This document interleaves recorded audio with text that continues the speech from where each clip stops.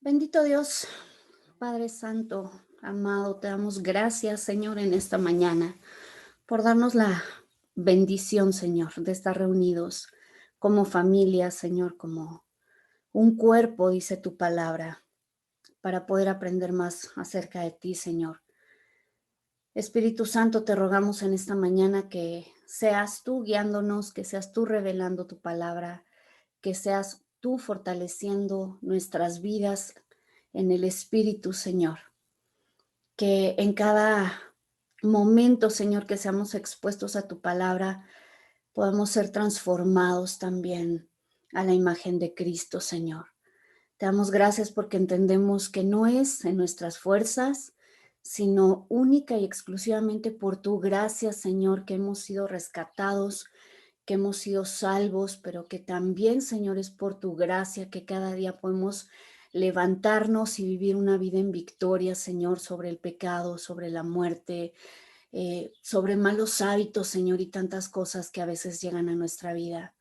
En el nombre de Cristo Jesús, yo te pido en esta mañana que tú nos reveles hoy un poco más acerca de ti, Señor, de toda esa grandeza, de todo eso que tú eres, Señor, que representas para nosotros, que así como leíamos el día de ayer, podamos tener un conocimiento acerca de lo que tú ya nos diste, de lo que tú ya lograste, para que nosotros simplemente, Señor, podamos andar en esas promesas, Señor, confiar en ti, que eres un Dios fiel, que eres un Dios de amor, que eres nuestro Padre responsable, amado, eterno, y que en esa confianza, Señor, el andar en Cristo no sea una carga, sino sea realmente un deleite, Señor, que el dar fruto sea algo natural, no algo que nos cueste trabajo, Señor, porque la semilla que tú has sembrado en nosotros, Señor, va a dar fruto y tenemos esa confianza, Señor, esa certeza, porque tú, Señor, que eres quien lo promete, nunca fallas. Bendito es tu nombre por siempre. Amén. Muy bien, pues vamos a empezar en esta mañana. Estoy muy contenta porque de veras a mí nunca deja de impresionarme cómo el Señor va confirmando su palabra, cómo en cada uno de los temas que hemos venido estudiando, Él nos habla. Y justamente en la mañana leía Segunda de Corintios, capítulo 3, y viene esto muy a colación de las cosas que nosotros hemos venido escudriñando, de que no es una obra nuestra, sino de lo que el Espíritu Santo hace en nosotros. Entonces, les quiero compartir antes de tomar el tema nuevamente, que repito, la verdad es que se van a dar cuenta que esto es parte de lo mismo que hemos venido leyendo algunos versos de este capítulo 3 de Segunda de Corintios. Y fíjense lo que dice la palabra de Dios. Empieza diciendo así en el verso 1. ¿Comenzamos otra vez a recomendarnos a nosotros mismos? ¿O acaso tenemos necesidad, como algunos, de epístolas de recomendación, o sea, de cartas de recomendación para vosotros o de vosotros? Y luego dice, nuestra epístola sois vosotros. En otra versión dice, vosotros sois cartas abiertas, escrita en nuestros corazones, conocida y leída por todos los hombres. ¿Qué es lo que está diciendo aquí? Que nosotros somos esa palabra viva, ¿sí? Y ahorita van a ver cómo hace aquí la analogía con la palabra entregada, la palabra escrita que es entregada a Moisés. Voy al verso 3, dice, siendo manifiesto que sois una epístola del Mesías, ministrada por nosotros, escrita, dice, no con tinta, sino con el Espíritu del Dios vivo, no en tablas de piedra, sino en tablas que son corazones de carne. Es decir, que nosotros ahora somos esa palabra, ¿sí? Esa carta. Dice, son carta abierta, carta que puede ser escudriñada por los hombres, pero son cartas que están escritas no con tinta, sino con el Espíritu Santo. Entonces, el Espíritu Santo es esa palabra viva que se puede ver por medio de nuestras vidas. Dice el verso 4, y tal confianza tenemos ante Dios por medio del Mesías. No es que seamos, ojo aquí, no es que seamos suficientes por nosotros mismos para pensar algo como de nosotros mismos, sino que nuestra suficiencia, nuestra confianza proviene de Dios, el cual asimismo nos hizo ministros competentes de un nuevo pacto. ¿Qué quiere decir ministros? Sacerdotes de un nuevo pacto, ese pacto que está en la sangre de Cristo, no de la letra, dice, sino del espíritu, porque la letra mata, pero el espíritu vivifica. La verdad es que a mí esto me tiene, híjole, súper, súper emocionada. Y luego, cuando vamos al final de este capítulo, vean lo que dice los últimos dos versos, que uno de ellos lo hemos venido leyendo, dice, porque el Señor es el Espíritu. Es decir, acuérdense que esta palabra Señor en hebreo es Adonai, porque el Espíritu es Adonai, porque el Espíritu es Dios. Y donde está el Espíritu de Adonai, el Espíritu del Señor, hay libertad. La libertad es algo que recibimos de pura gracia. Y dice, pero nosotros todos, con rostro descubierto, contemplando como en un espejo la gloria del Señor, vamos siendo transformados, y aquí está la clave, por el Espíritu.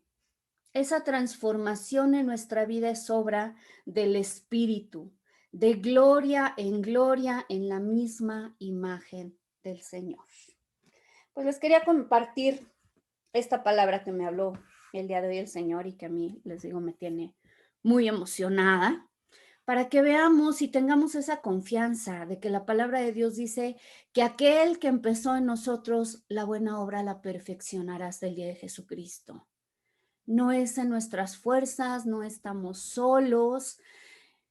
Cuando muchas veces sentimos que las cosas nos agobian, nos sobrepasan, que somos nuevamente esclavizados quizá por un hábito, por pecado, nosotros tenemos que recordar que la victoria no depende de nosotros, que no es en nuestras fuerzas, que Cristo ya pagó en la cruz del Calvario y nos dio nueva vida para que nosotros podamos vivir nuestra vida en victoria, ¿sí?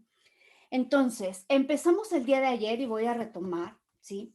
A revisar la obra del Espíritu Santo en nuestra vida y hablábamos acerca, en primer lugar, de tres tipos de personas que son la persona natural, es decir, aquella que nunca ha tenido un encuentro con Dios, aquella que vive guiada por su alma. Escudriñamos también esta escritura que nos decía la pastora Mari, donde dice que él es el hombre animal.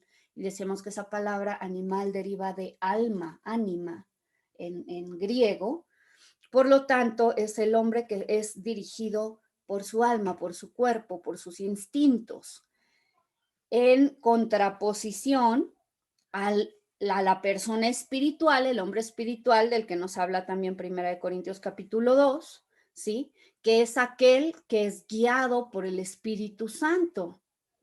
Hablábamos de una tercera persona que es la persona carnal y decíamos que la persona carnal, más que ser como un estado definitivo de alguien, tendría que ser solamente un proceso, como si estuviéramos hablando de un bebé espiritual, alguien que está justamente en ese cambio de cultura, que está aprendiendo, y aquí está también la clave, que está aprendiendo cómo es que se vive en el reino de Dios y haciendo esa transición en su vida. Pero decíamos que esto también es muy importante entender que como hemos escudriñado ahorita en la mañana, es obra de Dios en nosotros, pero que también nosotros tenemos que ser intencionales en hacer lo que nos toca. Que nos toca estar en comunión con Dios, en oración, en la lectura de su palabra, ¿sí? Porque en la medida, como leímos en 2 Corintios 3:18, en la medida que nosotros somos expuestos a la palabra de Dios,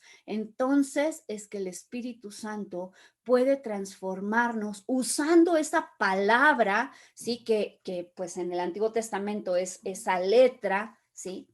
Esos mandamientos, pero ahora para que sean vida en nosotros, para que nosotros podamos reflejarlo a la gente, que la gente pueda ver en nosotros la vida de Dios.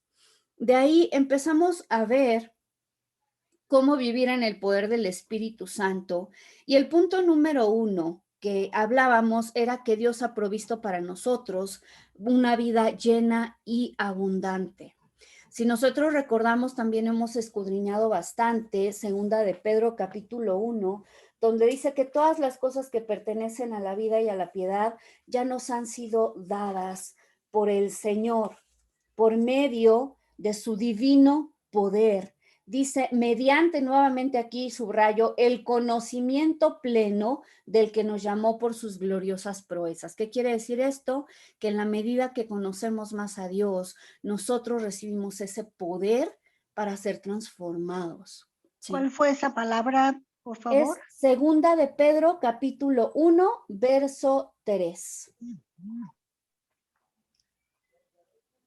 Y hemos leído desde el 3 hasta el verso 8, 9. Ok. Donde nos habla acerca de que recibimos la nueva naturaleza, es decir, la naturaleza de Dios en nosotros y que ya tenemos todo en nosotros para poder vivir una vida transformada. Por eso decimos que esto no es algo de buenas intenciones, esto no es algo de solamente como declarar, ¿no? Como se maneja hoy tanto todo este tema de la declaración positiva. Tú decláralo y va a ser una realidad. No, o sea, esto va más allá. Hay mucha gente que no conoce a Dios y que hoy está tan metida en todo este movimiento de declarar y decir, ¿no?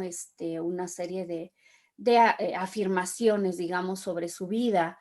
Y pues esto desde el punto de vista quizás psicológico pueda tener algún impacto, ¿no? De lo que nos decimos y lo que sea. Sin embargo, algo que es bien importante que entendamos es que lo que, o más bien que quien nos capacita para poder vivir una vida en victoria, una vida transformada, una vida abundante, es Dios mismo, ¿sí? Por eso también veníamos escudriñando acerca de lo que dice Gálatas 5, 22, donde nos habla acerca del fruto del Espíritu, ese fruto que tiene que manifestarse por medio de nuestra vida. ¿Sí? Apréndanse ese verso, es súper importante, 22 y 23 de Gálatas 5. Dice más, el fruto del Espíritu es amor, gozo, paz, paciencia, benignidad, bondad, fe, mansedumbre, templanza, y contra tales cosas no hay ley, ¿sí? Hasta aquí nos quedamos el día de ayer y hacemos esta pregunta: ¿por qué la mayoría de los cristianos entonces no están experimentando una vida en abundancia? ¿Qué es lo que ocurre? ¿Qué es necesario para que podamos nosotros experimentar esa vida en abundancia? Entonces vamos a pasar al punto número 2. Y aquí es importante decir que los cristianos carnales no van a poder experimentar una vida llena y abundante. Y esto, si nosotros vemos como la palabra de Dios de una manera muy práctica, muy, ¿cómo decirlo? Como muy aplicable a nuestro día a día, nos va a ser fácil entender este tipo de cosas. ¿Por qué un cristiano carnal no puede experimentar una vida llena y abundante? Pues en principio porque va a estar dividido entre el tratar de vivir una vida en Cristo, ¿sí? Porque estamos hablando de que es alguien que ya nació de nuevo, y dividido entre querer seguir probablemente viviendo de acuerdo a su carne. Ahora, aquí es bien, bien importante sí decíamos lo que nos habla Romanos capítulo 8 respecto al vivir en la carne o vivir en el espíritu. Uh-huh. ¿Qué ocurre con el cristiano carnal? Decíamos que cuando nosotros recién conocemos a Cristo, tenemos una conversión en nuestra vida, tenemos este primer acercamiento, pues lo esperado es que probablemente no vamos a saber pues la mayoría de las cosas que están en la palabra de Dios. Por lo tanto, como el ejemplo que les ponía de este chico que llega a la universidad y que no tiene idea de qué es lo que incluye su colegiatura, ¿sí? Pues lo primero que necesitamos hacer es entender qué es lo que yo recibí en el momento de ser salvo. Y entonces empezar a apropiarme de esas promesas y empezar a andar en el Espíritu. Y decimos que Romanos 8:1 dice así: ahora pues ninguna condenación hay para los que están en Cristo Jesús, los que no andan conforme a la carne, sino conforme al Espíritu. Entonces aquí hay una diferenciación. ¿Para quién no hay condenación? Para los que andan conforme al Espíritu. ¿Qué ocurre entonces cuando una persona ya recibió a Cristo, pero sigue viviendo en algún área de su vida en pecado? Pues que en esa área de su vida va a estar constantemente sintiendo condenación.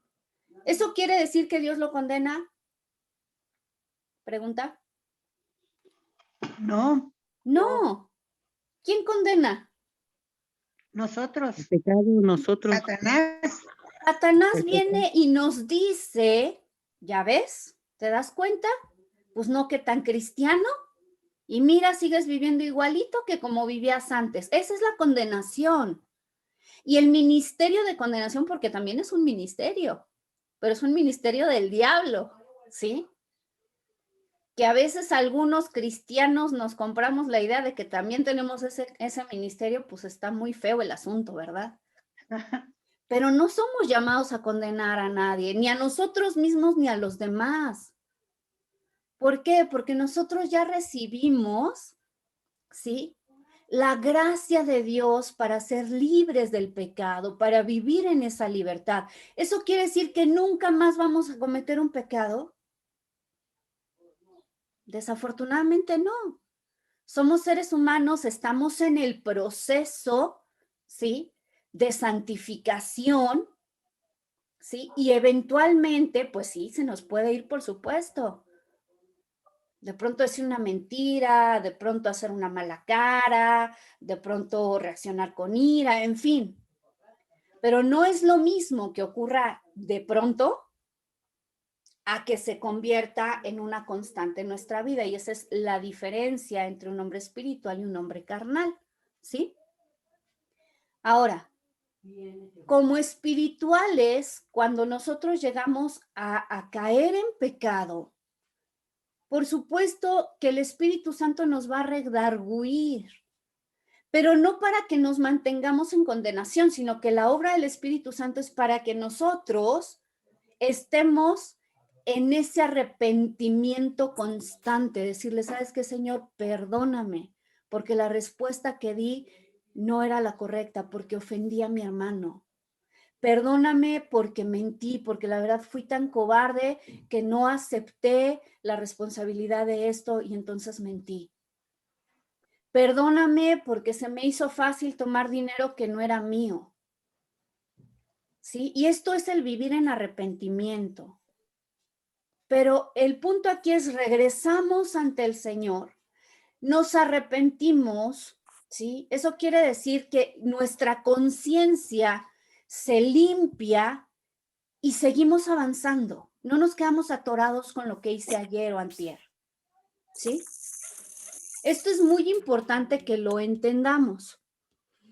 En cambio, el problema es cuando vivimos en una situación que es de constante pecado en nuestra vida, porque ahí sí, inevitablemente vamos a estar divididos. Una persona, por ejemplo, que ya habiendo recibido a Cristo, habiendo entendido que no es la voluntad de Dios, por ejemplo, la fornicación, pero que continúa en ella, lo que va a ocurrir en su vida es que ni va a sentirse completamente feliz viviendo como vivía antes, ¿sí? Pero tampoco se siente libre, o sea, está constantemente con esa condenación en su vida. Y eso es lo que dice este versículo. Cuando nosotros andamos en pecado, lo que vamos a permitir que esté ocurriendo en nuestra vida es que vamos a estar en condenación. ¿Sí? ¿Sí me siguen? Por eso es tan importante que nosotros entendamos que una vez que hemos aceptado a Cristo en nuestra vida, lo siguiente es que tenemos que andar en el Espíritu, que caminar en el Espíritu. Como decíamos ayer, ser llenos del Espíritu. Uh-huh. Vamos a leer lo que dice Romanos capítulo 5, del 8 al 10. La palabra de Dios dice, pero Dios demuestra que su mismo amor, perdón, hacia nosotros, en que siendo nosotros aún pecadores, el Mesías murió por nosotros. Por tanto, dice, mucho más ahora, habiendo sido declarados justos por su sangre, seremos salvos de la ira por medio de él. Porque si siendo enemigos fuimos reconciliados por Dios por la muerte de su Hijo, mucho más habiendo sido reconciliados seremos salvos por su vida. Esto es algo que nosotros tenemos como una certeza, pero que es, vuelvo a repetir, muy importante ¿De qué se tratará? A ver, que chica. lo vivamos en la medida, perdón, que vivimos una vida en santidad delante del Señor. Pero una persona carnal, si está viviendo en pecado, y además recordemos que ocurre algo con el pecado va a traer consecuencias sobre nuestra vida. La palabra de Dios también lo llama maldición cuando vivimos en desobediencia. Y cuando estamos en medio de esas consecuencias de nuestro pecado, entonces va a venir esta parte de no entender por qué no estoy viviendo una vida en victoria. Porque eso que me han dicho que es vivir el amor de Dios no está ocurriendo en mi vida. Y entonces, pues se me va a olvidar que Dios es amor. Quizá no voy a recordar que lo que es su perdón y ese poder del que me han hablado. ¿Por qué? Porque sigo estando atado, sigo siendo esclavo del pecado. ¿Sí me explico? Entonces, si nosotros ya fuimos rescatados del pecado, es para andar en una vida nueva, ¿sí? Vamos a Hebreos 10.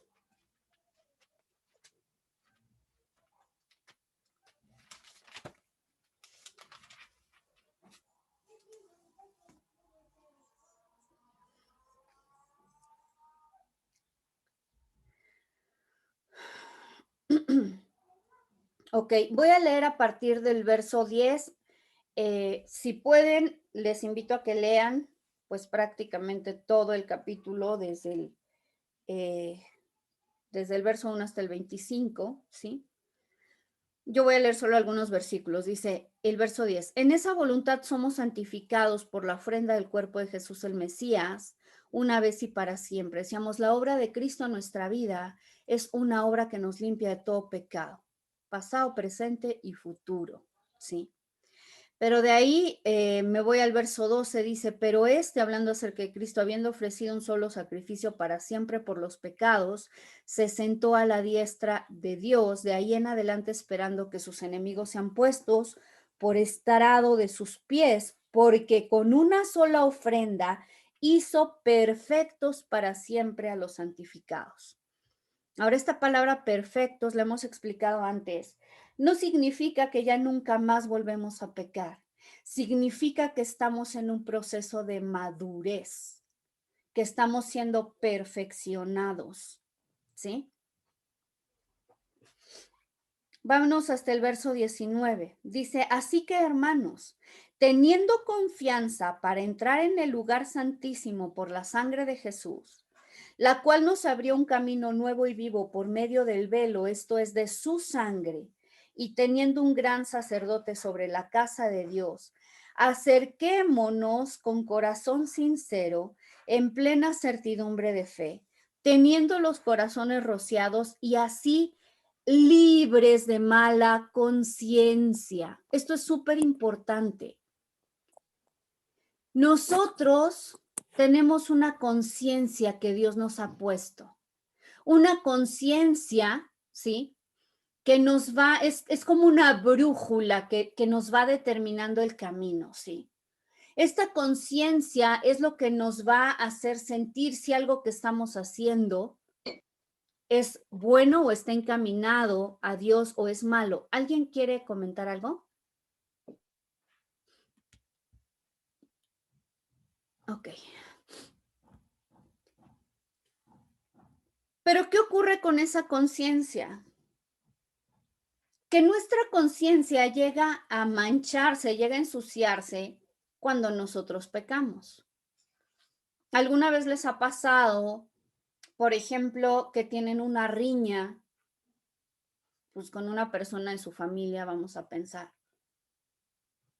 Después de que ocurre esta riña y que ustedes probablemente, al igual que yo, en el calor de la discusión, dicen palabras que no pretendían decir, lastiman al otro. ¿Cómo nos sentimos después de esa riña? ¿Nos sentimos libres y felices? No. ¿Cómo nos sentimos?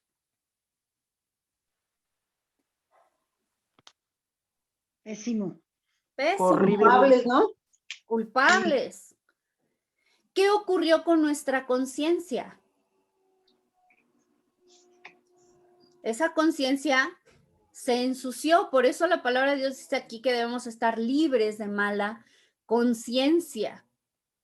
¿De qué manera yo puedo limpiar mi conciencia una vez que se ensució? Arrepintiéndonos. Así es. Ujú.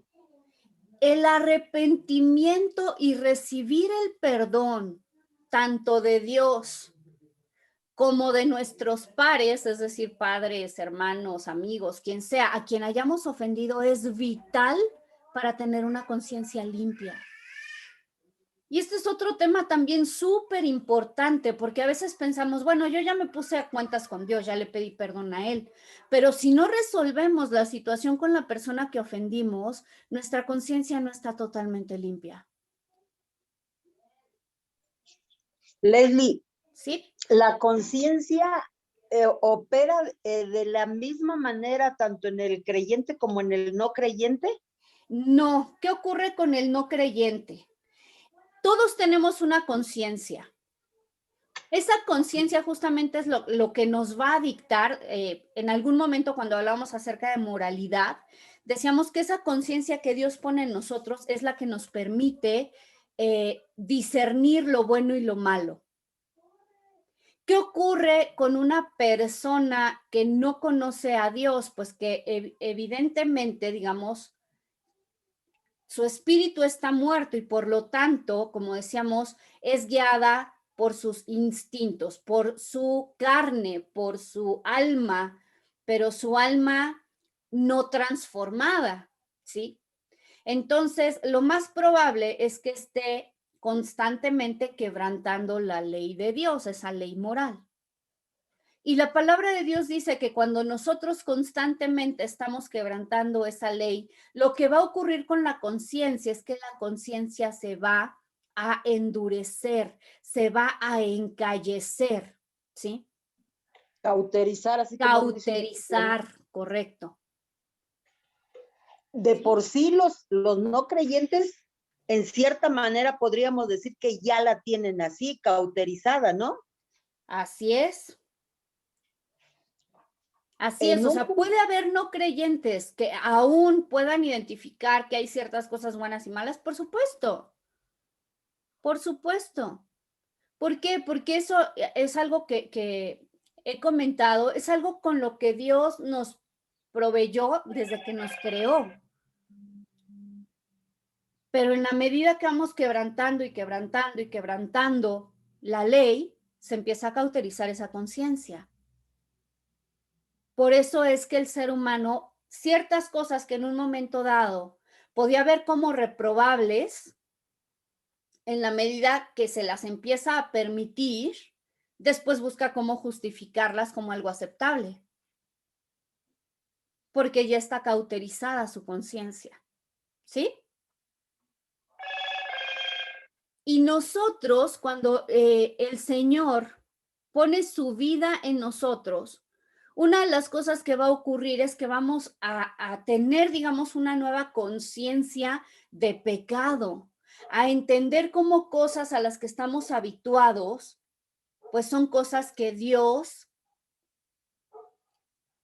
califica como maldad.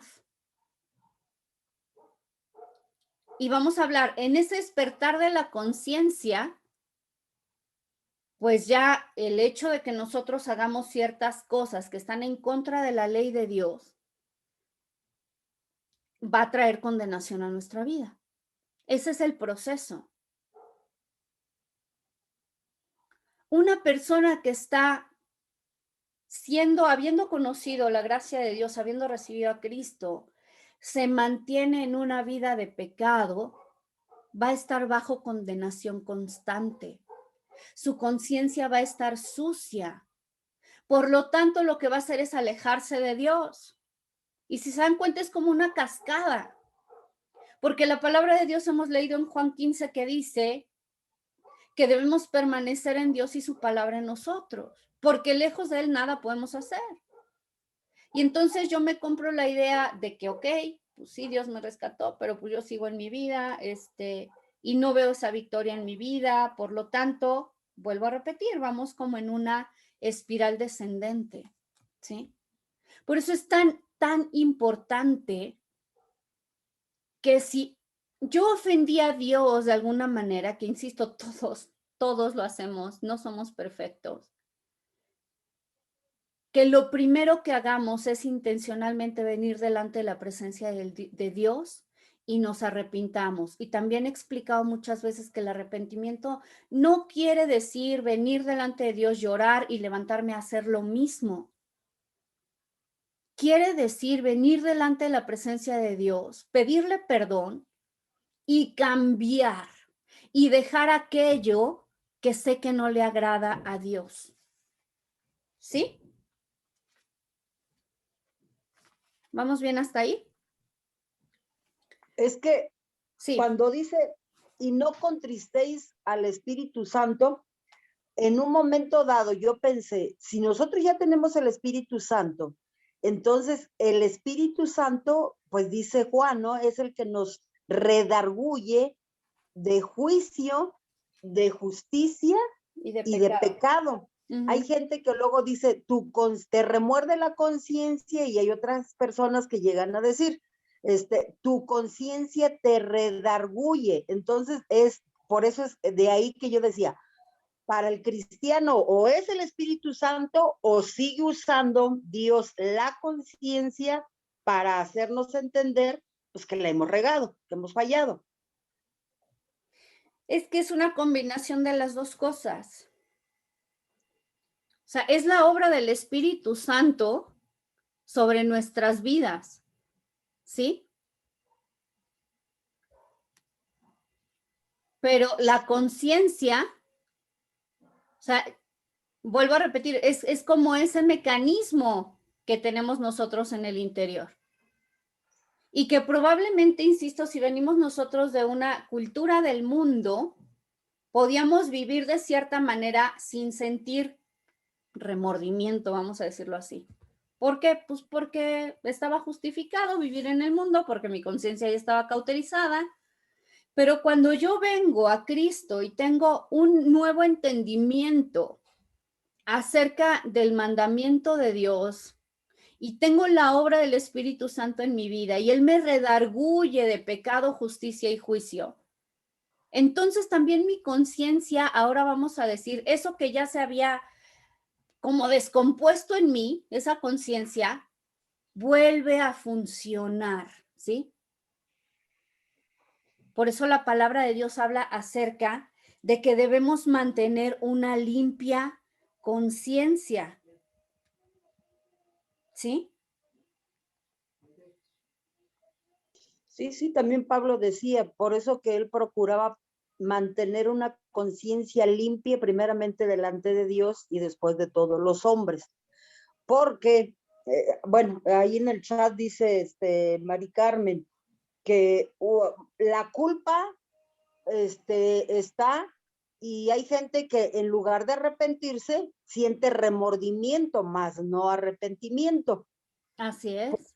Porque muchas veces, o sea, no podemos esperar que un no creyente pues se arrepienta. Simplemente va a sentirse mal si es que todavía no tiene tan cauterizada la conciencia, ¿no? Así es. Pero en un cristiano que persevera, que continúa, entonces pues se puede decir, no ha habido un total arrepentimiento, sino simplemente los remordimientos, sabe que la regó, pero continúa en la misma línea.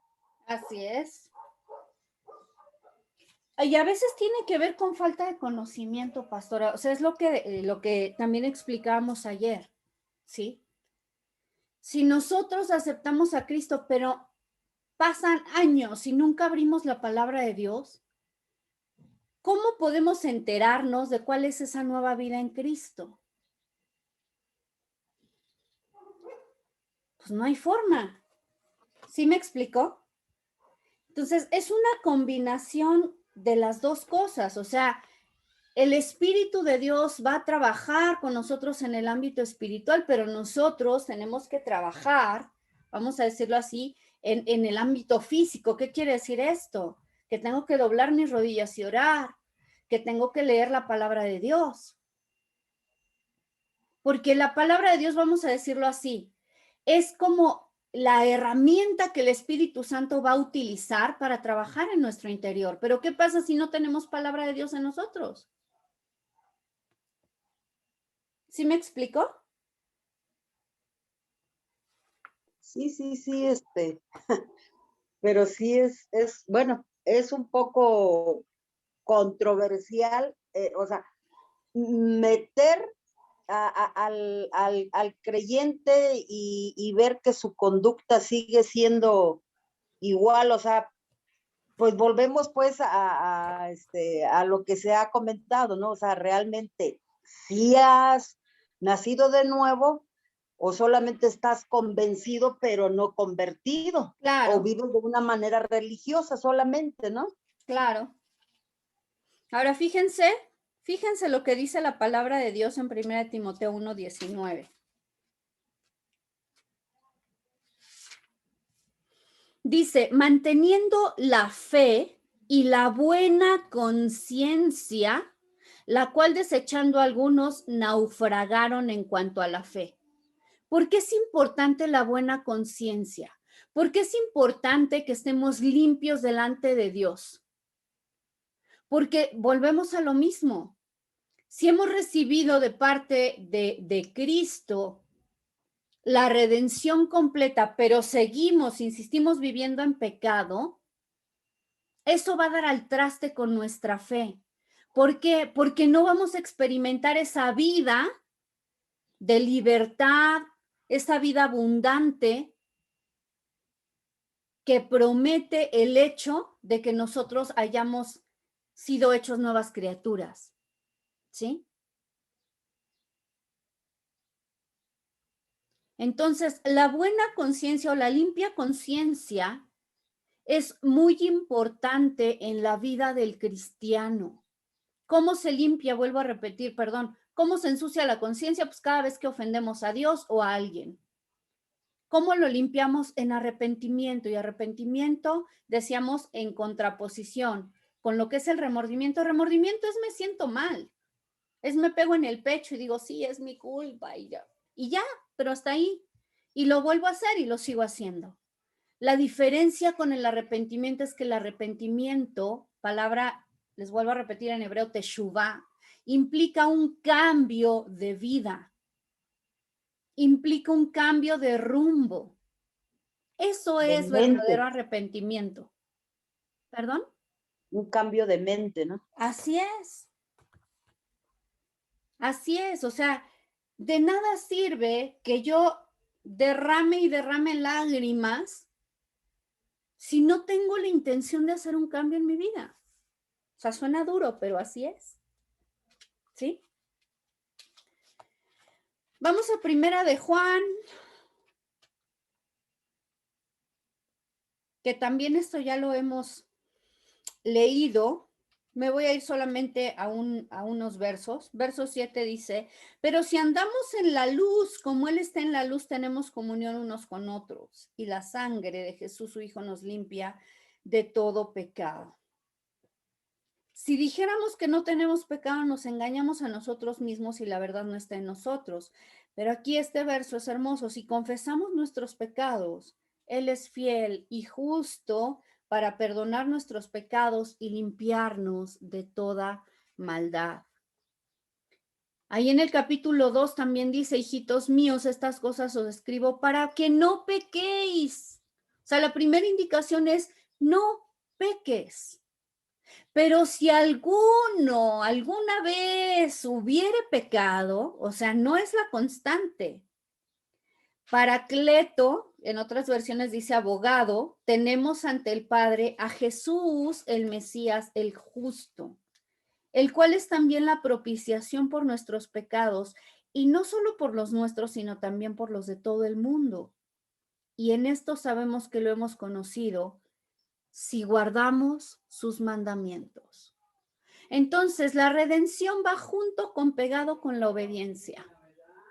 Si fui redimido, si ya recibí la naturaleza de Dios en mi vida, entonces soy capacitado para ser obediente, para vivir en santidad. Sí. Segunda de Pedro 1:9, que también estábamos leyendo hace ratito unos versos de aquí. Dice, porque el que carece de estas cualidades, ¿de cuál? Pues de las que estamos mencionando en el verso, voy a leer desde el 4, que también ya lo hemos leído, pero es bien importante que lo tengamos claro. Por medio de las cuales dice, nos ha dado preciosas y grandísimas promesas para que por ellas llegáramos a ser consubstanciales, que quiere decir que tengamos la misma esencia de Dios con la naturaleza divina. Tenemos la naturaleza de Dios, habiendo huido de la corrupción que hay en el mundo a causa de la concupiscencia. Dice, así también vosotros poned toda diligencia en añadir a vuestra fe virtud. O sea, no es suficiente solo con creer, además de creer necesitamos vivir una vida piadosa, esa es la virtud. A la virtud conocimiento.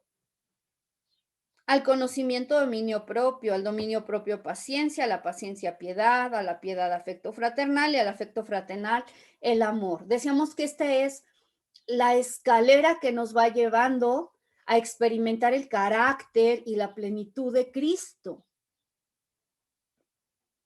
Dice, porque si estas cualidades están en vosotros y abundan, no os dejarán estar ociosos, ni sin fruto, aquí dice, ni estériles, en el conocimiento pleno de Jesús el Mesías. Pero ahora sí, que dice el verso 9, porque el que carece de estas cualidades está ciego, teniendo los ojos cerrados, ha olvidado la purificación de sus antiguos pecados.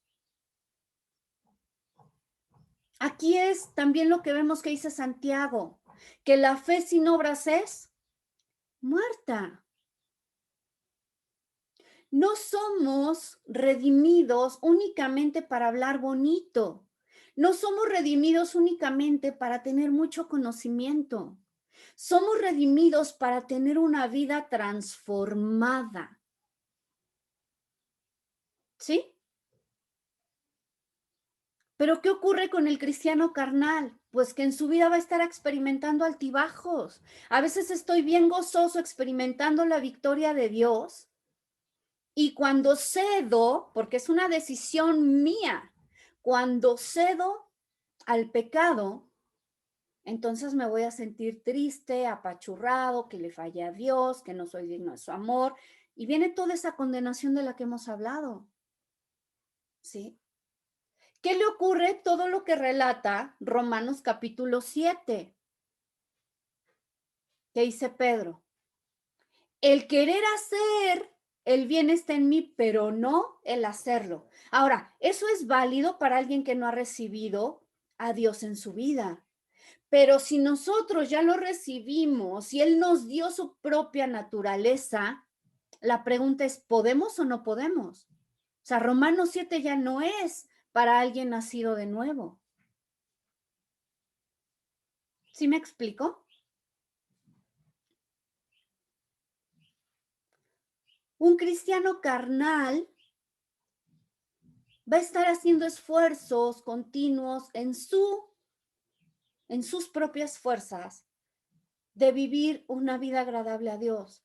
Pero si estamos nuevamente lejos de Cristo, nada podemos hacer, ni siquiera las cosas que son agradables a Dios. Por eso soy tan insistente, necesitamos estar en comunión con Dios y necesitamos orar. Porque eso es lo que va a permitir que la obra del Espíritu Santo venga plenamente a nuestra vida. Ya leímos 1 Corintios 3 del 1 al 3. Ya vimos que no se trata de nuestra obra, sino que es la obra del Espíritu Santo, que nosotros somos cartas abiertas. Vamos a leer Romanos 7, 15 al 24. Romanos 7.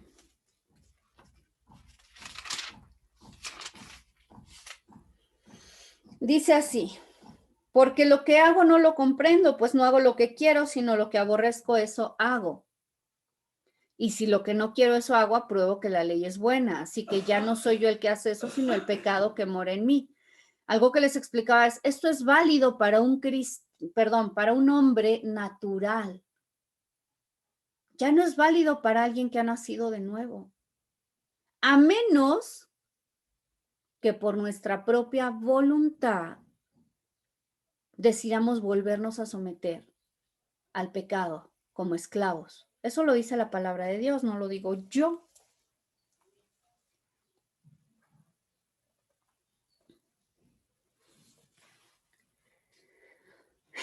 Vámonos al capítulo 8 de Romanos, allá adelantito, verso 8. Dice, así que los que están en la carne no pueden agradar a Dios. Pero vosotros no estáis en la carne, sino el Espíritu, por cuanto el Espíritu de Dios vive en vosotros. Y si alguno no tiene el Espíritu del Mesías, este no es de él. Pero si el Espíritu o si el Mesías está en vosotros, el cuerpo a la verdad está muerto a causa del pecado. Recuerden que Gálatas 5 también dice que el cuerpo fue crucificado. Con Cristo estoy juntamente, crucificado, y ya no vivo yo, mas vive Cristo en mí. ¿Qué fue crucificado? El cuerpo, la carne. ¿Para qué? Para que nuestro espíritu pueda vivir, ¿sí?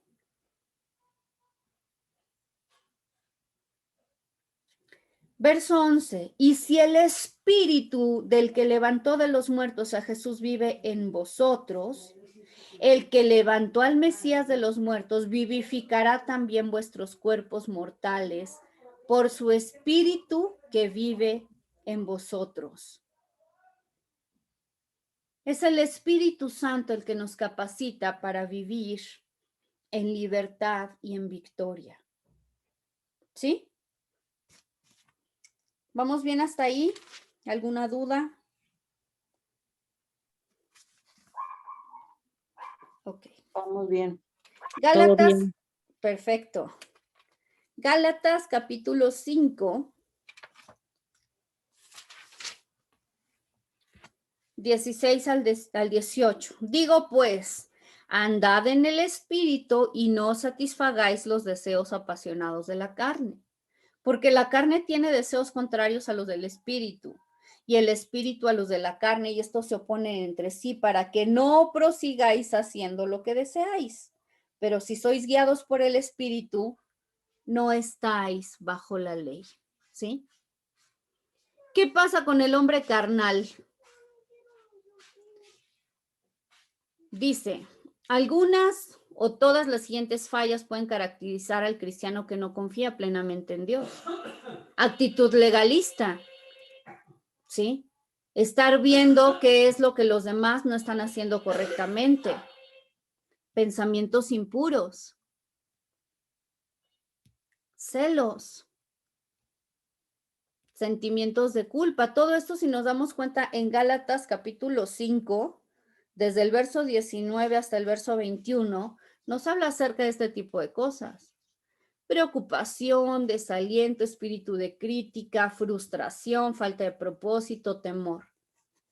Todo esto prevalece en la vida de una persona que sigue viviendo en su carne. Aquel dice aquí que profesa ser cristiano, pero que continúa practicando el pecado. Y lo que hemos leído que dice Primera de Juan, capítulo 2, verso 5. ¿Será que verdaderamente nació de nuevo?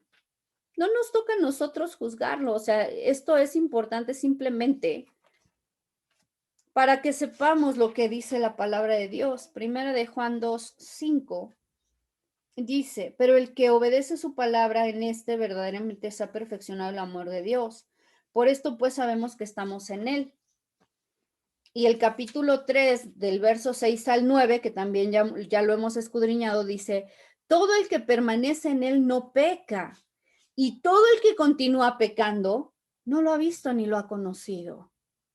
Hijitos, nadie os engañe, el que practica la justicia es justo como él es justo, y el que practica el pecado procede del diablo, pues el diablo peca desde el principio. Y para esto fue manifestado el Hijo de Dios, para que destruyera las obras del diablo. ¿Sí? Dios nos rescató, pero para que vivamos una vida plena, una vida de libertad. No para que sigamos atados a la esclavitud de la cual ya nos hizo libres Él. ¿Sí? Vamos a leer por último Efesios capítulo 5, verso 5.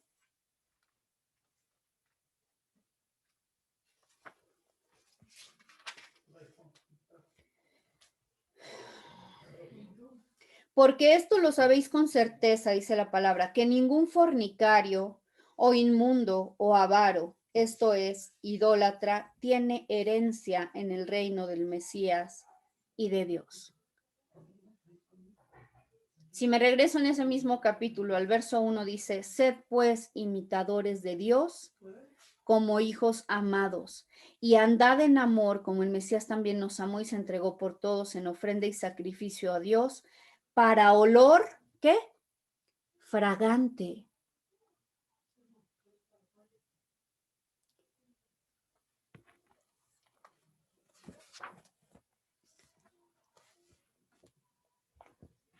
No se trata de condenar a nadie, pero sí es importante que cada uno haga una autoevaluación, en su vida y que podamos decir, ¿qué es lo que caracteriza mi vida?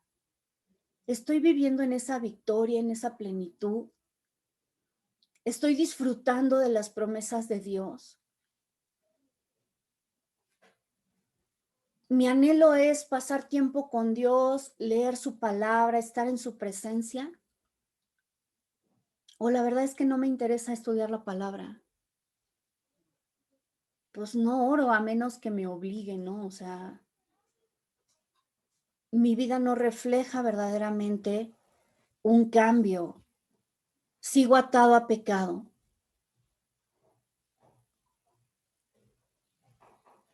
Si este es tu caso, vuelvo a repetir, no es para condenación, es simplemente para que podamos entender cómo estamos viviendo nuestra vida. Y entonces, tomar las acciones, y aquí es bien importante esto, lo vuelvo a repetir, tomar las acciones que nos correspondan para que podamos experimentar esa plenitud en la vida que Dios nos da. Si necesito arrepentirme de algo, venir delante de Dios y arrepentirme. Y eso quiere decir estar dispuesto a dejar quizá ciertas relaciones, quizá ciertos hábitos. Quizá establecer nuevos hábitos y disciplina en nuestra vida. A veces, vuelvo a repetir, como que esperamos que las cosas, en nuestra vida ocurran de manera mágica. Les ponía ayer el ejemplo de la paciencia, ¿no? Dios, dame paciencia, y que Él saca su varita y ¡ting! Ya eres paciente. No, no funciona así. Y no funciona así en ningún área de nuestra vida. Les voy a poner un ejemplo. Si nosotros queremos ser físicamente sanos, no hay cosas que sean súper difíciles o secretos así ultra guardados que la gente deba hacer. ¿Quién me puede decir qué se necesita para tener un cuerpo sano? Alimentarse bien, Alimentarse bien. dormir ¿Más? bien, Dormir hacer bien. ejercicio, Hacer ejercicio. Ejercitarse, hacer ejercicio. Ajá. Esa Esa es la base. positiva, Disciplina. Disciplina, gracias. Todos sabemos que tenemos que alimentarnos bien, hacer ejercicio, dormir bien, tomar suficiente agua. Una cosa es que lo sepamos, y no voy a preguntar porque no quiero balconear a nadie, pero ¿cuántos de manera intencional lo hacemos? ¿O cuántos batallamos con decir, ay, es que ya tengo el gordito, es que ya tengo tantos kilos de sobrepeso, es que me duelen las rodillas, es que estoy padeciendo de diabetes? Y tantas cosas que son el resultado de nuestros malos hábitos. ¿Sí se dan cuenta? Y saben que algo que yo he ido aprendiendo a lo largo de la vida, y no es diferente, les ponía ayer un mensajito, no es diferente en la vida cristiana. Las cosas que uno debe hacer para vivir la vida cristiana en victoria no son complicadas. ¿Qué es lo que tenemos que hacer? ¿Qué nos corresponde a nosotros? Porque vemos que hay una parte de la obra que es la parte más importante que ya la hizo el Señor por nosotros. Ya somos redimidos. Ahora, ¿qué nos corresponde hacer a nosotros? ¿Quién me quiere decir? ¿Cuáles son tomar las acción, disciplinas? obedecer, ¿Mande? tomar acción, obedecer Ok, los vamos a estatutos de decir Dios, acciones ¿no? concretas. Por ejemplo, Orar, Leer la palabra, leer la ayunar, palabra. memorizar la palabra, Ok, pasar tiempo con Dios, escudriñar escribir la palabra, la ok. palabra, Bueno, todo lo relacionado con la palabra. Vamos a decir, ok, orar. Vamos a decirlo de esta manera, escudriñar la palabra, ahí incluye leer, memorizar, investigar, etcétera, etcétera. Ok, la palabra. ¿Qué otra cosa? Poner en práctica lo que dice la palabra de Dios. Bueno, claro, obedecer. Ayuno también es una disciplina espiritual. Y dar también es una disciplina espiritual. Congregarnos, por supuesto. ¿Sí? Es muy difícil hacer estas 5 cosas.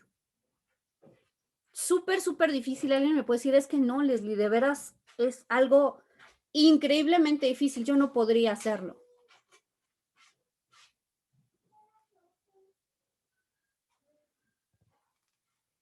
Creo que no, ¿verdad? Pero fíjense que, ¿qué ocurre? Y esto, vuelvo a repetir, nos pasa en muchos aspectos de nuestra vida. Sabemos qué es lo que tenemos que hacer. El problema es que no lo hacemos. Ojo, esto no es para condenación de nadie, por favor. Es una invitación a que seamos activos. ¿Sí?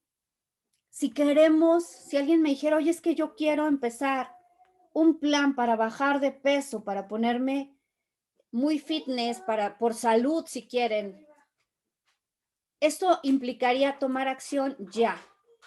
Si alguien me dice, ok, sí me interesa, pero yo creo que lo empiezo a hacer el otro año, ¿realmente hay interés? No.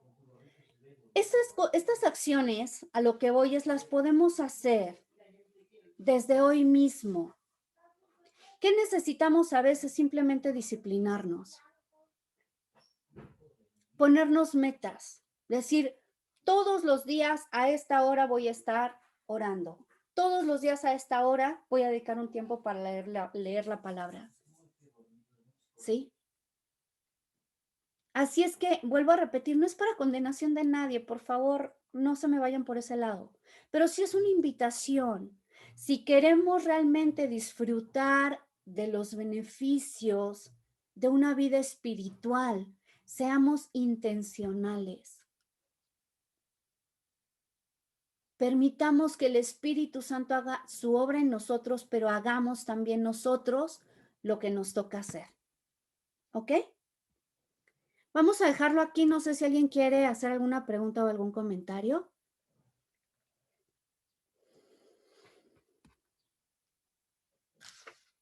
¿No? Vamos a orar entonces. No, Leslie. Gracias. Señor, te damos gracias en esta mañana por tu amor, Señor. Te damos gracias, Señor, porque eres tan bueno.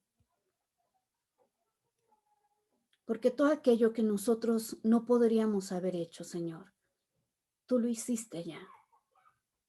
Tú entregaste tu vida, Señor, y nos justificaste. Nos hiciste nuevas criaturas. Pusiste en nosotros todo lo necesario para que nosotros podamos vivir en santidad delante de ti. Señor, yo te ruego en esta mañana que pongas en cada uno de nosotros esa gracia que implica así el querer como el hacer por tu buena voluntad, Señor, porque reconocemos que no es en nuestras fuerzas.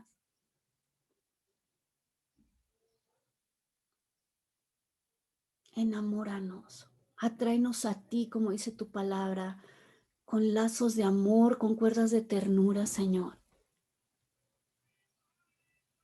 Pon en nosotros un hambre y una sed cada vez mayor por tu presencia, por tu palabra, por conocerte, Señor, y por honrarte con nuestra vida.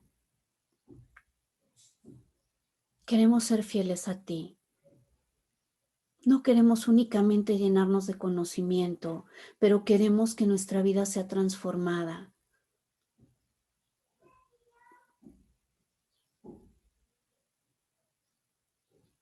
Te damos gracias, Señor, porque tú ya hiciste y nos diste todo lo que necesitábamos.